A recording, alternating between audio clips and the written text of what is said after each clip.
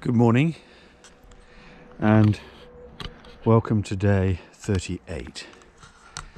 Now, this is the memorial just south of Vukovar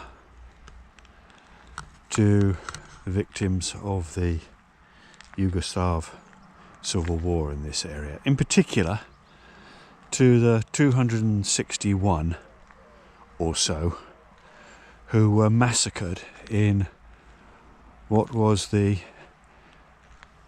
largest single war crime in Europe since the Second World War, when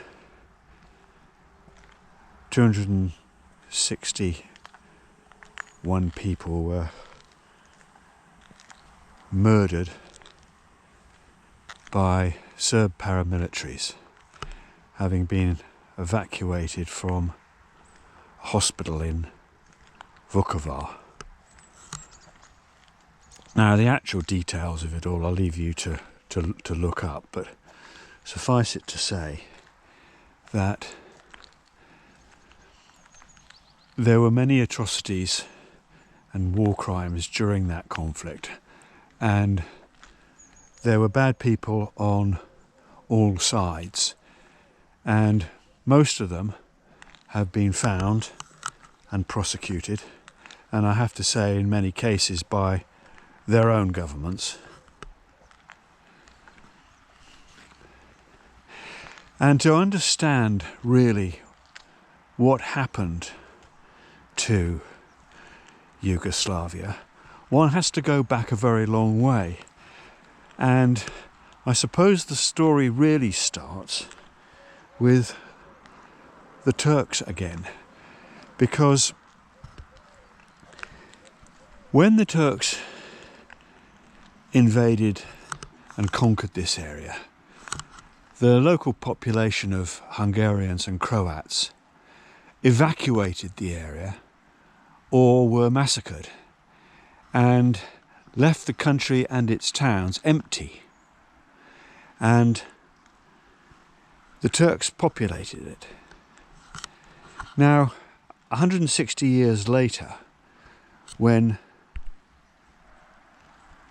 the Habsburgs reconquered the area, the same thing happened.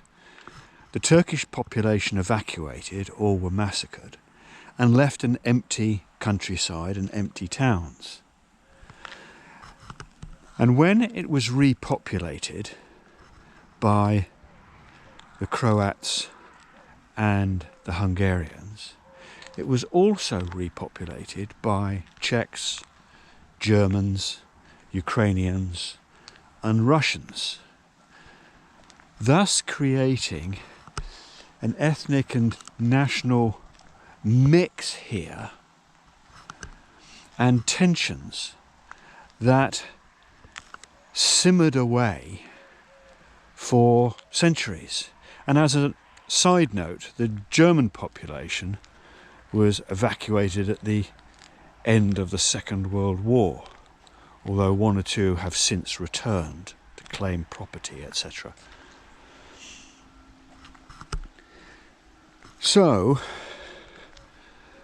if we now fast forward to the end of the Austro-Hungarian Empire, which kept a lid on all the tensions in the Balkans, we come to the agreement through the treaties at the end of the First World War to create the state of Yugoslavia out of the many ethnic groups, including Muslims in Bosnia, and former countries and states which had existed in their own right beforehand, such as Slovenia, Croatia, Bosnia-Herzegovina, Montenegro, Kosovo, Serbia and Macedonia.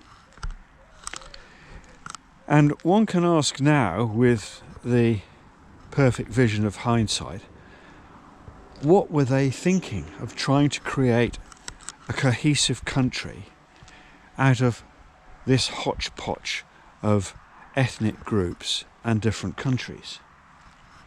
And it never really worked. And if we come to the end of the Second World War, it did work for a time, but because of three things. First of all, the iron will and fist of Tito, who emerged out of the Second World War as the leading political figure in Yugoslavia. Secondly, through communism, which he enforced rigorously, and which provided him with a link to Soviet Russia, who through its ethnic connections and its link with communism supported Yugoslavia in terms of financial aid. And although Yugoslavia was on the western side of the Iron Curtain, it looked to Russia for most of its financial support. And when those things finally failed, as all three did, Tito died, communism was exposed for what it was, a wonderful ideal, but actually an economic and political failure. And finally, the bankruptcy of the Soviet Union for the same reasons. The viability of Yugoslavian economy and its political cohesion disintegrated, and the ethnic and national tensions that had been simmering away for decades, centuries, all came to the surface, and the country descended into anarchy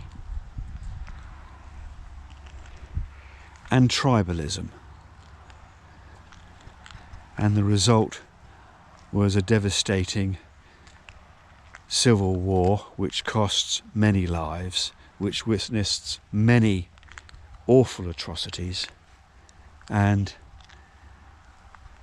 resulted in what we now have, a number of independent states in the Balkans, which is probably what it should have been at the end of the First World War. So why have I brought you here? Not really to tell you this story, but because I mentioned at Mulhausen when we were there that one of the reasons I chose my career was to stop atrocities ever happening again in Europe. Well, I came here and played my part in putting an end to what was going on here. And as Vukovar was the witness of the worst atrocity, and as it wasn't far off my track, I decided, I suppose, to make a little pilgrimage here. Just to see for myself and to remind myself of the value of my contributions here in Europe.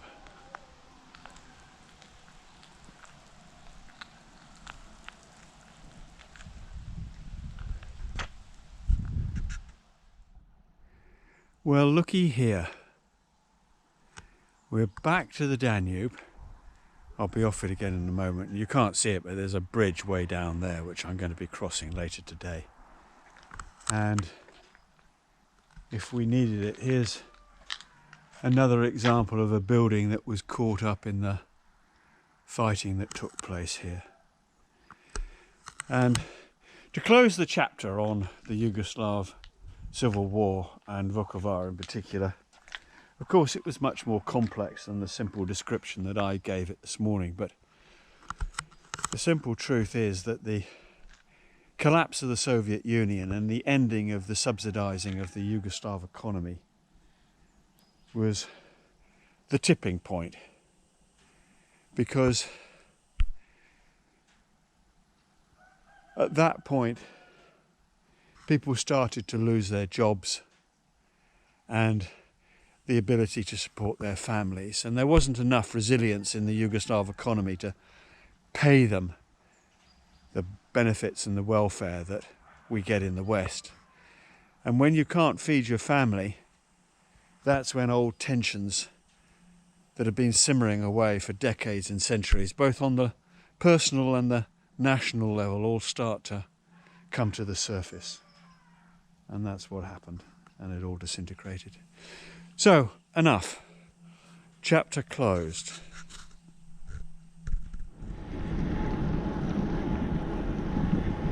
Well, here I am in Serbia, and I'm on the dike, or the levee bank. The Danube is just through the trees there. You can just see through the riparian woodland there. And although we're in Serbia, that again is the great Hungarian plain over there. So the only difference is that so far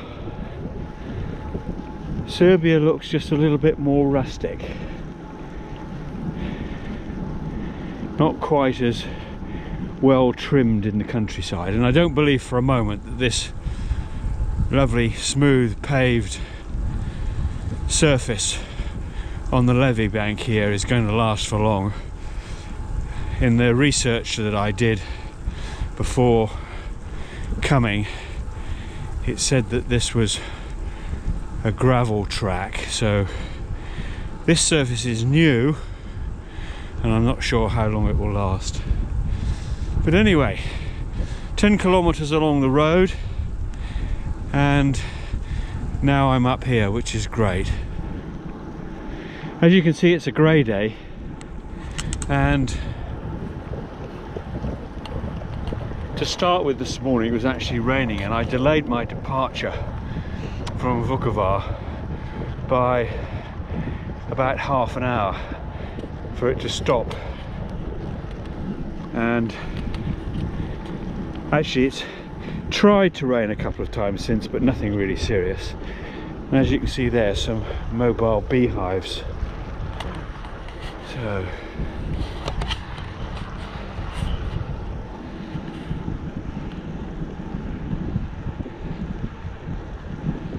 tonight's in Novi, which is the second city in Serbia. I don't think they have too many big cities, to be honest with you. Novigrad is the second largest. It's pretty small, so I think Serbia really is a one city country, but we'll see. Anyway, countryside looks rather lovely, particularly up there ahead.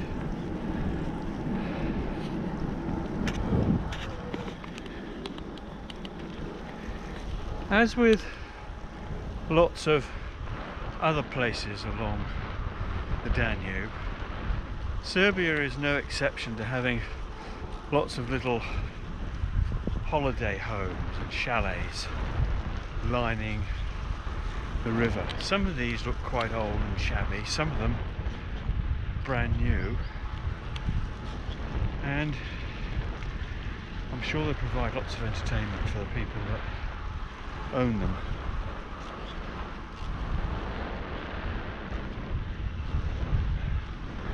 This one's quite big, still being built.